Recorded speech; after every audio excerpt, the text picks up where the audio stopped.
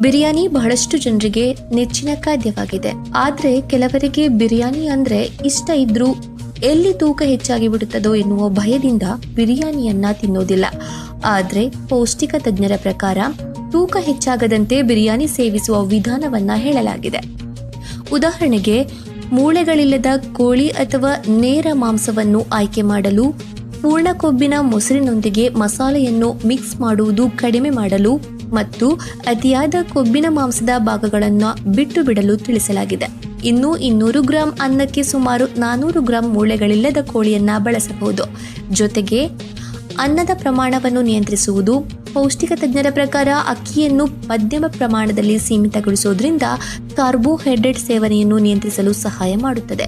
ತುಪ್ಪದಲ್ಲಿ ಗಂಟೆಗಟ್ಟಲೆ ಈರುಳ್ಳಿಯನ್ನು ಆಳವಾಗಿ ಹುರಿಯುವ ಬದಲು 100 ಗ್ರಾಂ ಕತ್ತರಿಸಿದ ಈರುಳ್ಳಿಯನ್ನು ಕೇವಲ 1 ಟೀ ಚಮಚ ತುಪ್ಪದೊಂದಿಗೆ ಹುರಿಯಲು ಹೇಳಲಾಗುತ್ತದೆ.